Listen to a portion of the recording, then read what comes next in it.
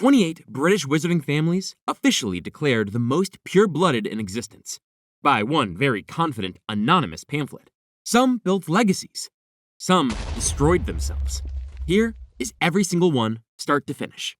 The directory was controversial from the moment it landed. Several families named in it were actually furious to be included. Others were reportedly outraged not to be. But the list stuck. It became a reference point for the snobbier corners of wizarding Britain for decades. A kind of Debrett's for people who've never spoken to a Muggle. And a significant piece of backdrop to the entire Voldemort era. Here is the complete history of all 28 families, from their earliest origins through to the aftermath of the Second Wizarding War.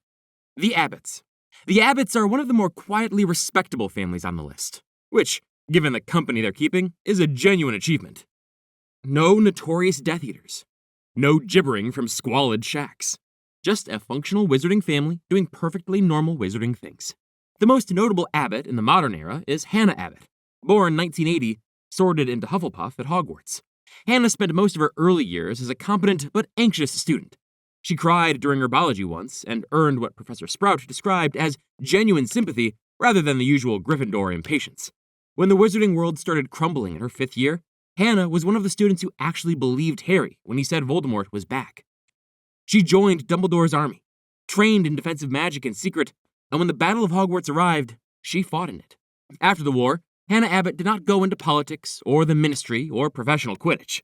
She became the landlady of the Leaky Cauldron, which is either a deeply grounded life choice or a very specific kind of destiny, given that the Leaky Cauldron is the gateway between the Muggle world and Diagon Alley.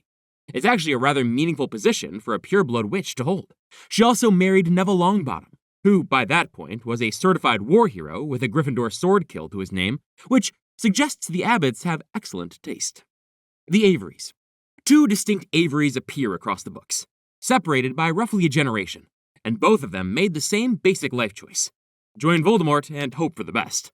The first Avery was at school with Tom Riddle in the 1940s, and was one of the original members of what would become the Death Eaters. When Tom Riddle was quietly assembling his inner circle in Hogwarts corridors, Avery was one of the boys nodding along. Whether he was genuinely ideologically committed, or just intimidated by Tom Riddle's very intense eye contact, is not recorded. The second Avery, presumably a son or nephew, served as a Death Eater during the First Wizarding War. When Voldemort fell in 1981, Avery was among the Death Eaters who stood before the Wizengamot, claiming they had acted under the Imperius Curse. The Wizengamot, apparently finding this plausible despite the fact that dozens of people said exactly the same thing, let him go. When Voldemort returned in 1995, Avery rejoined without question. He was present at the graveyard rebirthing ritual in Goblet of Fire, and received the particular displeasure of a man who has just regrown his body and is immediately reviewing attendance records. His post-war fate is not specified in canon, but given the Ministry's crackdown following the Battle of Hogwarts, Azkaban seems the safe assumption. The Blacks. The Blacks are the Sacred 28's self-appointed top table. The family most deeply committed to the idea that bloodlines are destiny and that anyone who disagrees should be blasted off the family tapestry. Literally. The tapestry at 12 Grimmauld Place had scorch marks where inconvenient relatives used to be. The family motto is toujours pur, or always pure, and they lived by it so aggressively that they practically inbred themselves into instability over generations. By the 20th century, the Blacks were wealthy, influential, and producing at least one dangerously unhinged person per generation. Sirius Black was the eldest son of Orion and Walburga Black, born 1959, and he defied every expectation the family had by being sorted into Gryffindor at age 11. This was received at home roughly the way you'd expect. Sirius became best friends with James Potter, Remus Lupin, and Peter Pettigrew, helped James become an animagus to keep Lupin company during transformations, and by the time he left school, was so thoroughly estranged from his family that he moved in with the Potters. He was formally blasted off the tapestry. When James and Lily were murdered in 1981, Sirius was framed by Peter Pettigrew for the betrayal and for killing 13 people with a single curse. He was sent to Azkaban without a trial, a detail which says quite a lot about the quality of wizarding justice, and spent 12 years there before escaping in 1993. He spent the years after his escape trying to rebuild something resembling a life while being officially classified as a dangerous murderer. He became Harry's godfather in practice as well as name. He was killed in the Battle of the Department of Mysteries in 1996, struck by a curse from his own cousin Bellatrix and falling backward through the Veil of Death in the Ministry's death chamber. He died the last of the main black line, which is either poetic or deeply unfair. Regulus Black, Sirius's younger brother, took the opposite path, sorted into Slytherin, became a Death Eater at 16. Very cool, very on-brand, and, by all accounts, deeply glamorous about it. Then, he discovered what being a Death Eater actually involved. Specifically, when Voldemort borrowed his house elf Kreacher to use as a test subject for a Horcrux trap. Regulus sent Kreacher back to retrieve Slytherin's locket, a Horcrux hidden in a cave, and went himself to face the defenses. He forced Kreacher to take the locket and leave, then was dragged beneath the water by Inferi, dying alone at roughly 18 years old. He left behind one instruction: destroy the locket. He never knew whether it happened. It did, eventually, but not for another 17 years. Bellatrix Black, the eldest of the three Black sisters, married Rodolphus Lestrange and became the most fanatical Death Eater of her generation. She tortured Aurors Frank and Alice Longbottom into permanent insanity after Voldemort's fall, not for information, according to her at trial, but out of loyalty to the Dark Lord. She seemed proud of this. She was sentenced to life in Azkaban, escaped in the 1996 mass breakout, and spent the remaining years of the Second Wizarding War operating as Voldemort's most devoted instrument. She murdered Sirius. She tortured Hermione. She killed Dobby. She was finally killed by Molly Weasley in the Great Hall during the Battle of Hogwarts, which, if you're gonna go out, is at least a memorable way to do it. Narcissa Black, the youngest sister, married Lucius Malfoy and was generally considered the most pragmatic of the three. She was never a confirmed Death Eater herself.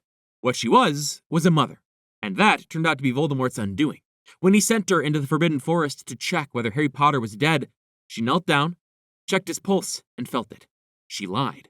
She told Voldemort Harry was dead. She had one question she needed answered. Was Draco alive? And Harry had answered it. That lie, made by a pure-blood Black daughter at the feet of the Dark Lord himself, was the act that allowed Harry to survive and finish the war. Andromeda Black, the middle sister, was blasted off the tapestry for marrying Ted Tonks, a Muggle-born wizard. She had a daughter, Nymphadora Tonks, who became an Auror and a member of the Order of the Phoenix. Tonks was killed at the Battle of Hogwarts, along with her husband, Remus Lupin. Andromeda survived. She raised her grandson, Teddy Lupin, a metamorph magus with turquoise hair and a tendency to look like whoever he felt like that day, into a world that had been made safer at enormous cost to her own family. The Bulstrodes. The Bulstrodes are Slytherin-aligned and orbit the Malfoy circle at school, which tells you roughly what you need to know about their values. Millicent Bulstrode was in Harry's year at Hogwarts. She's most notable for accidentally contributing a cat hair to Hermione's Polyjuice potion in second year. Hermione plucked it from Millicent's robes, thinking it was a human hair, and spent several weeks partially transformed into a cat, which was uncomfortable and also deeply unhelpful for the investigation into the Chamber of Secrets. Beyond this, Millicent's post-Hogwarts life is unrecorded in canon. The Burkes. Caractacus Burke co-founded Borgin and Burkes, the dark artifacts shop on Nocturne Alley, alongside a man named Borgin. The shop specializes in cursed objects, dangerous curiosities, and the kind of inventory that you'd only buy if you had very specific plans. Burke was, by all accounts, an enthusiastic businessman with limited ethical range. His most significant historical moment was purchasing Slytherin's locket from Merope Gaunt, the last of the Gaunt line, heavily pregnant, dying, and desperate, for 10 galleons. He knew it was worth vastly more. He bought it anyway. That locket would later be turned into a Horcrux by Voldemort, lost, recovered, fought over, and ultimately destroyed by Ron Weasley in a tent in the Forest of Dean. The full journey of that locket from Burke's counter to Ron Weasley's hands is one of the more circuitous plot threads in the entire series. The Carrows. Amicus and Alecto Carrow are siblings and Death Eaters, and are jointly responsible for one of the darker chapters in Hogwarts history, which is saying something for a school that has hosted a basilisk, a defense against the dark arts position that acts as a revolving door for disaster, and at least 3 consecutive years of Voldemort being physically present on the premises. When Voldemort took control of the Ministry in 1997, the Carrows were installed at Hogwarts as deputy heads under Severus Snape. Alecto Carrow took over Muggle studies and reframed the subject around the idea that Muggles were subhuman. She described this as a curriculum update. Amicus Carrow renamed Defense Against the Dark Arts to simply Dark Arts and used students as practice targets for the Cruciatus Curse, which received mixed reviews in Ofsted terms. Neville Longbottom, who by this point had entirely outgrown any reputation as the kid who struggled with potions, led the in-school resistance. He was tortured publicly as an example. He kept going. When Harry, Luna, and Professor McGonagall confronted the Carrows in the castle, Amicus spat at McGonagall, one of the most ill-advised physical actions anyone commits in the entire series, and Harry responded with the Cruciatus Curse. McGonagall bound both Carrows and sent them away. They were subsequently arrested. Azkaban followed, presumably with a great deal of reflection time. The Crouches. The Crouch family is a masterclass in how a distinguished wizarding name can completely self-destruct in a single generation. Bartimus Crouch Sr. was head of the Department of Magical Law Enforcement during the First Wizarding War, and was known for his extreme methods. He authorized Aurors to use unforgivable curses. He sent people to Azkaban without trial. He was considered ruthless, even by the standards of a war that produced quite a lot of ruthlessness. All of this might have been forgivable as wartime necessity if he hadn't also, eventually, sent his own 17-year-old son to Azkaban without trial. Bartimus Crouch Jr. was brilliant, fanatical, and a Death Eater. He participated in the torture of Frank and Alice Longbottom. At trial, he showed no remorse. His mother, however, was dying, and she begged her husband to let her swap places with their son in Azkaban. He arranged it. The son left.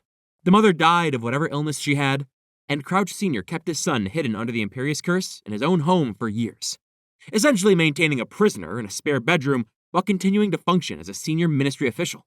When Bertha Jorkins accidentally discovered the secret, Crouch Sr. modified her memory so heavily that he permanently damaged it, a detail that would later give Voldemort exactly the information he needed.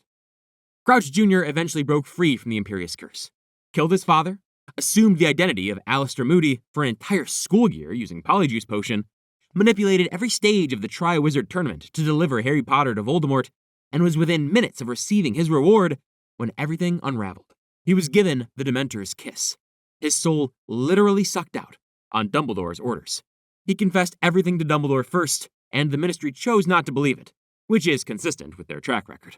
Crouch Sr. was killed by his son before any of this came to light. The Crouch family ended with 2 corpses and 1 soulless body. The Fawleys. The Fawleys are on the list, and that is genuinely about as much as canon offers. No major characters, no notable events. One Fawley appears in background Wizarding World material as a Ministry official killed in the First Wizarding War, which is grim, and also the most information available. For a family listed among the 28 most pure-blood dynasties in Britain, the Fawleys made a remarkably small impression on recorded history.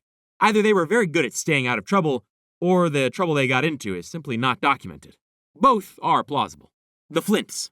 Marcus Flint was Slytherin Quidditch captain during Harry's first 3 years at Hogwarts. He was aggressive, physically imposing, and operated with a flexible interpretation of the rules, which is to say he broke them constantly and relied on Slytherin's institutional goodwill with certain referees. He was held back a year at some point, which is why he appeared to be attending Hogwarts for longer than the expected 7 years. The wider Flint family history is not explored in canon. They are a Slytherin-aligned, pure-blood family with no recorded Death Eater members of note, which, in the Sacred 28, is practically progressive. The Gaunts.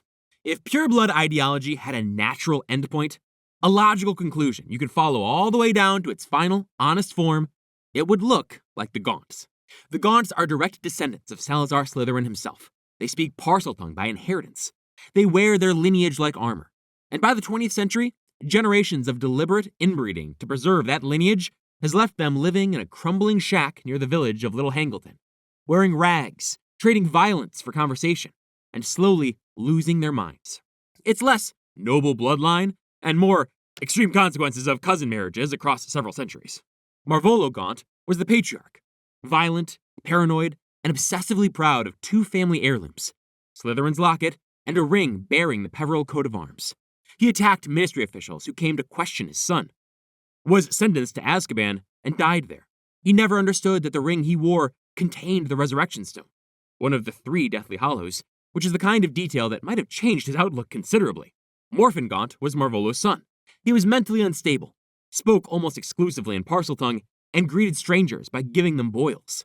When teenage Tom Riddle arrived seeking his heritage, the Muggle father who had abandoned his pregnant mother, Morphin, attacked him with a curse and was subdued.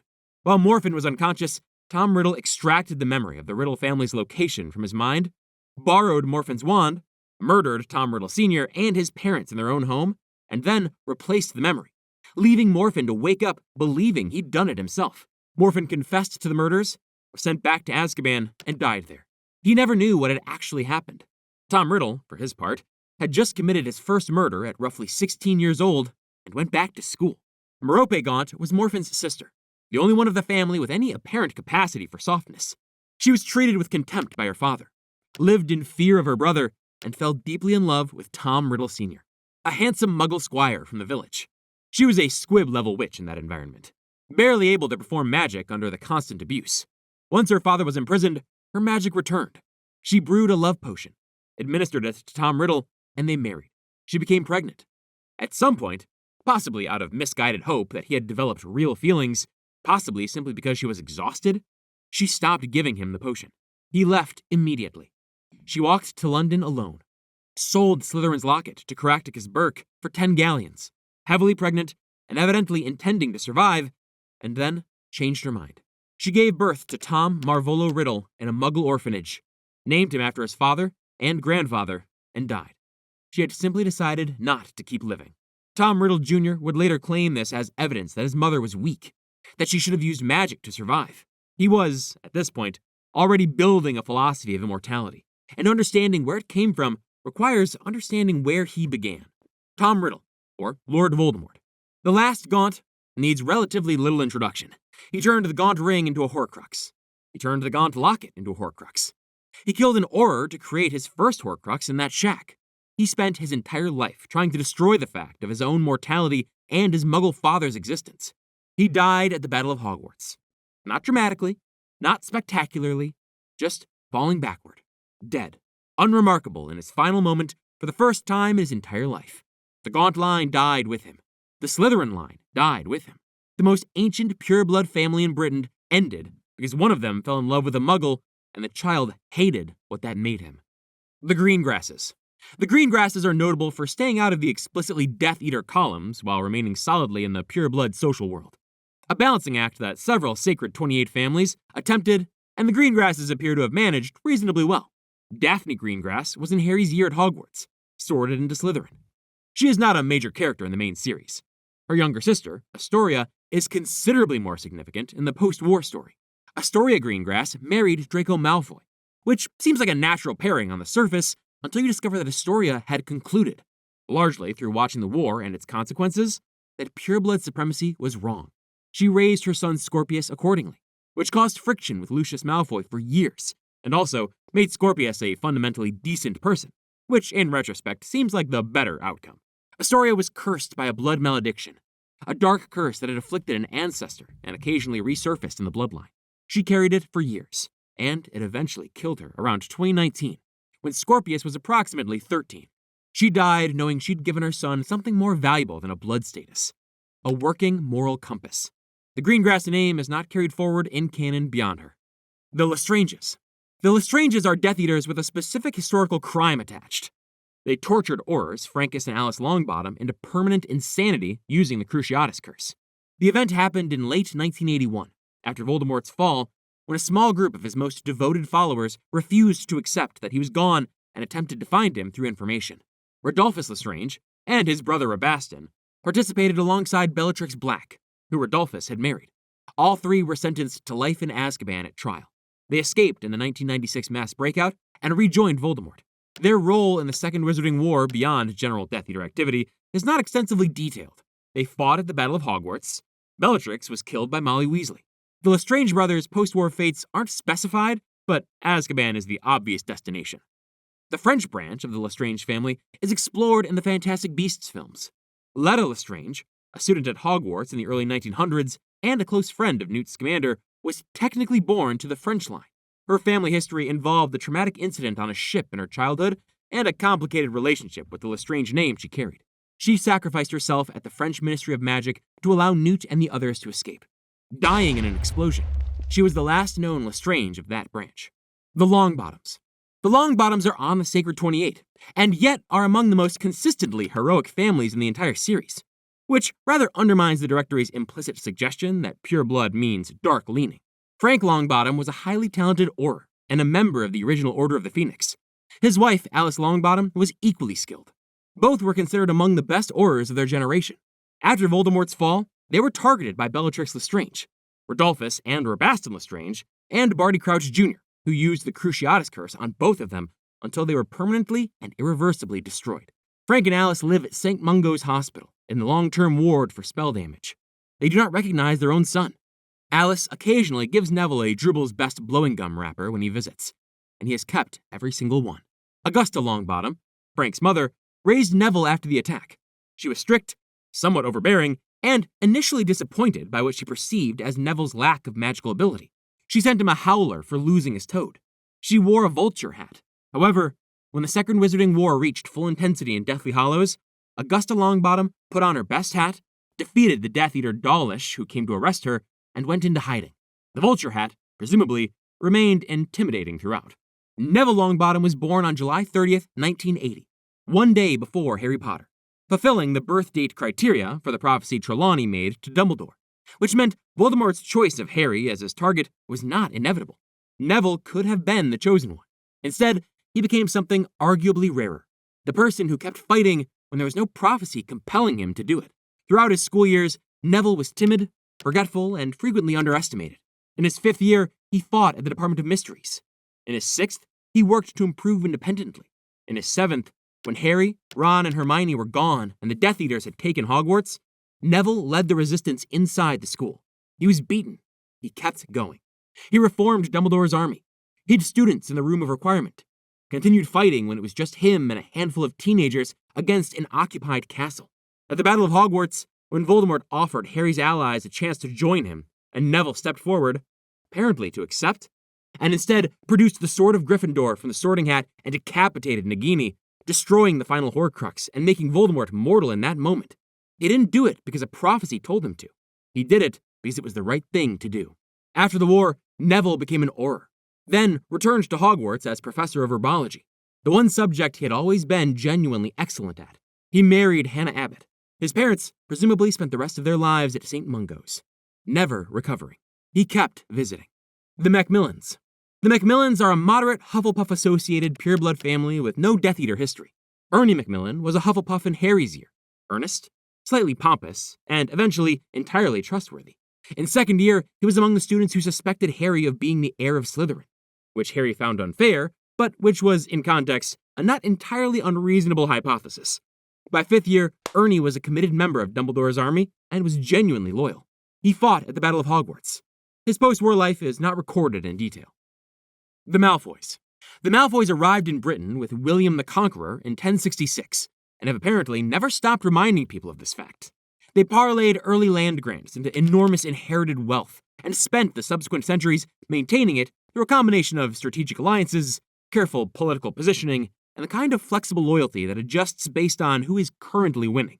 Lucius Malfoy was a Death Eater who also served as a Hogwarts school governor, a ministry insider, and a society figure, managing all three with the confidence of someone who has never once doubted his own importance. He placed Tom Riddle's diary, Voldemort's second Horcrux, in Ginny Weasley's cauldron in a bookshop, knowing it was a dark and dangerous object, as what appears to have been a combination of personal revenge against Arthur Weasley and genuine devotion to Voldemort's agenda. When this was uncovered and the Horcrux destroyed, he escaped consequences. He escaped a great many consequences over many years, right up until Voldemort's return, at which point, being Lucius Malfoy stopped being quite as comfortable. Voldemort used Malfoy Manor as his headquarters in the final war. Lucius's wand was taken. His son was assigned an essentially suicide mission. His status dropped progressively from trusted lieutenant to barely tolerated host. By the Battle of Hogwarts, Lucius was not fighting. He was wandering the castle, looking for Draco. Narcissa Malfoy.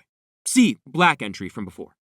Draco Malfoy was raised to believe in pureblood supremacy as a given, which makes him an interesting character study in the consequences of not choosing your own values.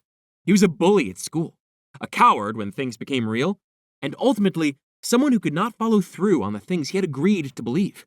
He was tasked with killing Dumbledore in 6th year, and spent the entire year visibly deteriorating. He could not do it.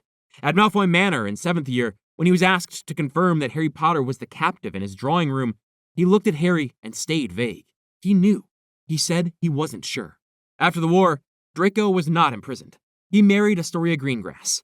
They had a son, Scorpius, and by all accounts, Draco raised him differently to how he'd been raised. Or at least allowed Astoria to do so. After Astoria's death, Draco raised Scorpius alone. In Cursed Child, Draco is widowed, quietly sympathetic, and eventually a genuine ally to Harry in preventing a magical catastrophe. It is, as redemption arcs go, underwritten but present. The McKinnons. The McKinnons are on the Sacred 28 and were firmly on the right side of the First Wizarding War. Marlene McKinnon was a member of the original Order of the Phoenix. Visible in the old photograph, Moody shows Harry in 5th year, young and smiling, part of a group of people most of whom will not survive the decade. The Death Eaters attempted to kill Marlene McKinnon once and failed. Voldemort did not tolerate this kind of inefficiency. He sent a larger group the second time. They killed Marlene and her entire family. She was dead before Harry Potter's first year at Hogwarts. The McKinnon name, as far as canon records, died with them. The Moons. The Moons are on the list. That is the complete extent of what canon offers. No named family member appears with any story attached. No historical incident. No Hogwarts student, no Death Eater, no war hero. Just the name, sitting in the directory, representing an entire wizarding bloodline that apparently passed through history without making enough noise to be documented. The Knots. The Knots are a Death Eater family with 2 generations of relevant canon history. The Elder Knot was a Death Eater who, in the familiar pattern, claimed Imperius after Voldemort's fall, avoided Azkaban, and rejoined when Voldemort returned. He fought at the Battle of the Department of Mysteries in Order of the Phoenix, where he was injured and captured. Whether he was subsequently sentenced or escaped again is not confirmed. Theodore Knot was in Harry's year at Hogwarts, sorted into Slytherin. He was notably solitary, not part of Malfoy's inner circle despite his family's Death Eater history, and was described as clever and private. In Cursed Child, which sits at the more contested end of the canon spectrum, Knot is implied to have been the original creator of the prototype illegal time turner, a device capable of extended time travel. What he intended it for, or what happened to him after it was confiscated, is not developed. Cantankerous Knot, the believed author of the Pure-Blood Directory itself, is presumably a family ancestor, which means the Knots are directly responsible for the document at the center of this entire video. Points for ambition. The Ollivanders. The Ollivander family has been making wands since 382 BC, 382 years before Christ. An ancestor of Garrick Ollivanders was crafting magical instruments in what was presumably a significantly less sophisticated workshop. The craft has continued in an unbroken line since then, which makes the Ollivander Wand Shop one of the oldest continuously operating businesses in human history. Garrick Ollivander is the man who sold Harry Potter his first wand, the famous 11-inch holly with phoenix feather core, one of 2 wands sharing a feather from Fawkes the Phoenix, the other being Voldemort's. Ollivander recognized the connection immediately, but said nothing directly, which is very much his style. He is the wand maker's wand maker, obsessively focused on the craft, cataloging every wand he has ever sold, driven by a professional fascination that borders on something purer than ideology. He was captured by Voldemort and held prisoner at Malfoy Manor for months, where he was tortured for information about wands, specifically about the Elder Wand and its ownership. He was rescued when Harry, Ron, Hermione, Luna, Dean Thomas, and Griphook escaped from the manor. Despite everything he had endured, Ollivander's first coherent contribution to Harry's mission was information about the Deathly Hallows. He survived the war and presumably returned to his shop in Diagon Alley. The Ollivanders are, perhaps notably, on the Sacred 28, but showed no interest in blood status. A wand maker cares about the wand choosing the wizard, not the wizard's ancestry. Magic, at least in the Ollivander framework, doesn't check pedigree. The Parkinsons. The Parkinsons are a Slytherin-aligned pureblood family in the Malfoy social orbit. Pansy Parkinson was in Harry's year at Hogwarts, frequently attached to Draco, and frequently unpleasant to Harry, Hermione, and anyone in their vicinity. Her defining moment in the series comes at the Battle of Hogwarts, when Voldemort announces himself and demands Harry be handed over. Pansy Parkinson stood up in the Great Hall and told her fellow students to give him up. She was shouted out of the hall by every other house. It's one of the more damaging single moments any character has in the series. Not through action, but through the revelation of what a person is willing to do when afraid. Her post-war life is not recorded in detail. She does not, contrary to popular fan assumption, end up with Draco Malfoy. The Prewetts. The Prewetts are best understood through what was lost. Fabian and Gideon Prewett were brothers of Molly Weasley, then Molly Prewett before her marriage, and both were members of the original Order of the Phoenix. Both were killed by Death Eaters in the First Wizarding War. According to Alistair Moody, who showed Harry the old Order photograph, it took 5 Death Eaters to kill them. They didn't go down easily. Their deaths were among the most devastating losses the Order suffered, and Molly carries them forward in the way she fights, in the way she protects people, and in the watch she gave Harry for his 17th birthday. One of the Prewett brothers' watches passed through the family. Molly Prewett Weasley is, by any measure, one of the most significant characters in the series. Not because of grand magical power or famous prophecy, but because she is the center of the institution that keeps Harry alive. The Weasley house, the love and chaos of it, is where Harry understands for the first time what a family can feel like. And Molly, who lost her brothers in the First War, who lost Fred in the Second, who sent her children into battle and was present for all of it, killed Bellatrix Lestrange with a single blast at the Battle of Hogwarts. Possibly the most satisfying death in the entire series. The Prewett name itself does not continue beyond Molly's generation in canon. The Rosiers. Evan Rosier was a Death Eater in the First Wizarding War. He was cornered by Aurors, specifically by Alistair Moody, and chose to fight rather than surrender. He gave Moody a significant chunk of his nose in the process. Moody killed him.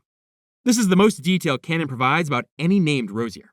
A woman named Drella Rosier married Cygnus Black and had 3 daughters, Bellatrix, Andromeda, and Narcissa. So the Rosier blood runs through those lines even if the family name fades from the record after Evan's death. The Rowles. Thorfinn Rowle is large, blonde, and extremely committed to causing harm on behalf of Voldemort. He participated in the attack on the Astronomy Tower at the end of Half-Blood Prince. In Deathly Hallows, after Harry accidentally says Voldemort's name aloud, triggering the taboo that had been placed on it, Rowle leads the Death Eaters who appear in the cafe where Harry, Ron, and Hermione are hiding. He was hit with a memory charm by Hermione and released. She couldn't bring herself to do more. He reappeared at subsequent skirmishes and was presumably captured after the Battle of Hogwarts. The Shacklebolts. Of all 28 families, the Shacklebolts produced arguably the most straightforwardly excellent person on the entire list. Kingsley Shacklebolt was a senior Auror and a member of the Order of the Phoenix during the Second Wizarding War. He was trusted enough to be assigned as secret bodyguard to the Muggle Prime Minister, who Kingsley reportedly managed with great calm and tact, despite the considerable challenge of explaining to a Muggle politician that the instability in the country had a supernatural component. He planted false intelligence about Sirius Black's whereabouts to buy time for the Order. He fought at the Department of Mysteries. He was present at the Battle of the Seven Potters. His Patronus, a lynx, delivered the warning that shattered Bill and Fleur's wedding reception with the message that the Ministry had fallen. He fought through the entire war, was one of the senior figures in the Battle of Hogwarts, and emerged from the wreckage as the obvious candidate for what came next. He was appointed acting Minister for Magic immediately following the battle, and subsequently became the permanent minister. He oversaw the reformation of the Ministry, the end of the systematic discrimination against Muggleborns, and the reshaping of wizarding society in the post-Voldemort era. He is considered one of the greatest ministers for magic in history. Not bad for a family that a pure-blood supremacy pamphlet decided to include as an afterthought. The Slughorns. Horace Slughorn is many things simultaneously. Gifted teacher, relentless social climber, genuinely warm person beneath the calculation, and the unwitting architect of one of the worst decisions in wizarding history. Slughorn taught potions at Hogwarts for decades, with a peculiar habit of collecting impressive students into what he called the Slug Club, a salon of talented, well-connected, or famous young witches and wizards who Slughorn cultivated as personal trophies and professional contacts. He was not cruel. He was not malicious. He was, fundamentally, a man who liked being near interesting people and being liked by them. When Tom Riddle was 16 and already extraordinary, Slughorn was flattered by the attention. In a private conversation, Tom asked about Horcruxes, the darkest magic imaginable, the process of splitting one's soul through murder and embedding it in an object to achieve immortality. Slughorn answered. He told Tom Riddle that it was theoretically possible to split the soul 7 times, creating 7 Horcruxes. Tom left the room and spent the next 50 years trying to do exactly that, killing 7 times to create his Horcruxes and tearing his own soul apart in the process. Slughorn carried the guilt of that conversation for half a century. He modified his own memory to remove it, not out of dishonesty, but out of shame. He went into retirement, hiding in Muggle houses, and was found by Dumbledore and Harry in Deathly Hallows. The true memory, the unmodified version, was the piece Harry needed to understand how many Horcruxes existed. Harry got it through a combination of Felix Felicis' potion and the particular emotional lever of mentioning that Lily Evans had been one of Slughorn's favorite students, which remains one of the most effective and quietly devastating moves Harry makes in the entire series. Slughorn fought at the Battle of Hogwarts. He survived. He resumed teaching potions. He has presumably spent the years since being delightful at parties and not asking questions about very dark magic. The Traverses. Travers is a Death Eater associated with the murder of the McKinnons in the First Wizarding War. He escaped Azkaban in the 1996 breakout and rejoined Voldemort's ranks.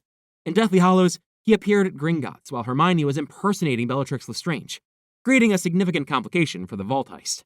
He noticed something slightly off about Bellatrix's behavior and needed to be memory charmed on the spot. He fought at the Battle of Hogwarts and was presumably imprisoned afterwards.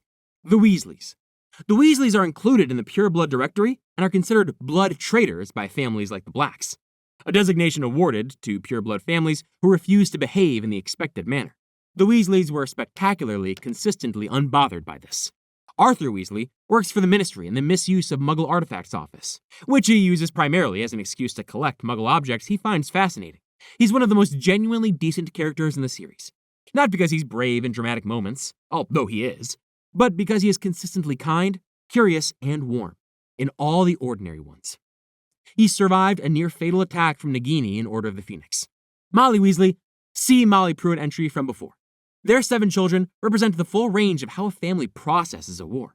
Bill became a curse-breaker for Gringotts, married Fleur Delacour after she spent Shell Cottage with him through the worst of the war, was scarred by Fenrir Greyback and Half-Blood Prince, but not fully turned. He has some wolfish qualities, but not full lycanthropy. He became a reliable, steady figure in the later war effort. Charlie works with dragons in Romania and appears at key moments without ever being quite central. He has no children and a personality best described as the sibling who is always slightly somewhere else. Percy is the cautionary tale of institutional loyalty over family loyalty. He chose the Ministry over the Weasleys in 5th year and spent years in the cold because of it. His reconciliation at the Battle of Hogwarts, arriving with the Minister himself, cracking a joke for the first time in approximately a decade, fighting alongside his family, is one of the small moments of joy the books carve out before Fred dies. Fred and George co-founded Weasley's Wizard Wheezes and represent the book's argument that the appropriate response to a world full of darkness is to build a joke shop in the middle of Diagon Alley and refuse to be miserable. Fred died at the Battle of Hogwarts. An explosion collapsed a section of wall near him. He was laughing when he died, genuinely laughing at Percy's joke, surrounded by family. George named his son Fred. Ron is the friend, the chess genius, the one who walked back into the tent after leaving and destroyed the Locket Horcrux. He married Hermione Granger. He had 2 children, Rose and Hugo. He co-managed Weasley's Wizard Wheezes with George. The arc from boy who feared being overlooked to man who did it anyway, repeatedly, without ever being in the spotlight, is complete. Ginny survived being possessed by Tom Riddle's diary at 11, grew into one of the most capable witches of her generation, played professional Quidditch for the Holyhead Harpies, and then became a Quidditch correspondent for the Daily Prophet. She married Harry Potter. Their children are James Sirius, Albus Severus, and Lily Luna, named after the people who made the surviving possible. Finally, the Yaxleys. Yaxley is a senior Death Eater who facilitated the Ministry takeover by placing Pius Thickness, the Minister for Magic, under the Imperius Curse, making him a puppet leader through whom Voldemort could control the entire Ministry apparatus. It was one of the most significant tactical moves of the Second Wizarding War, and it went essentially undetected for months. When Harry, Ron, and Hermione broke into the Ministry in Deathly Hallows using Polyjuice Potion, Yaxley recognized Hermione despite her disguise.